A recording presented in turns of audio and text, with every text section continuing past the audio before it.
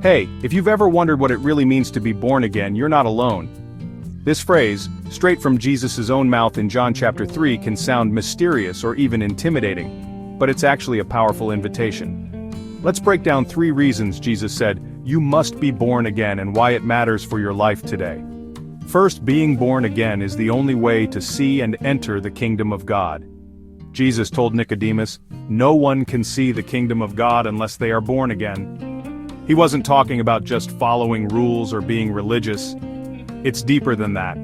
Spiritual rebirth isn't about what you know or where you grew up, it's about a brand new start from the inside out. Without it, the truth is, we're spiritually blind. But with it, our eyes open to a whole new reality, the kind of life God designed for us. Second, Jesus said this because, let's be real, human nature is spiritually dead. The Bible puts it bluntly in Ephesians, "You were dead in your transgressions and sins." That's not a motivational poster, but it's honest. Left on our own, we can't fix what's broken inside us. But here's the hope: being born again means God brings our hearts to life.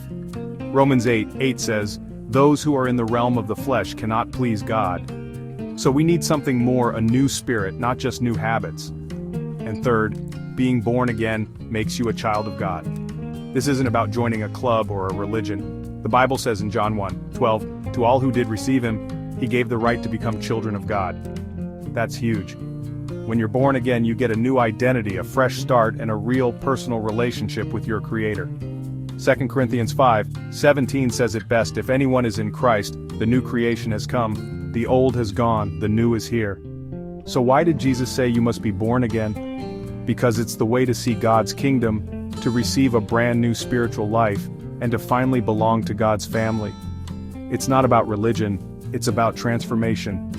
If you're searching for a fresh start, this is where it begins. And you don't have to figure it all out before you take the first step. Just be open and watch what God can do. Thanks for hanging out with me. If you want to learn more or have questions, drop them in the comments. You're not alone on this journey.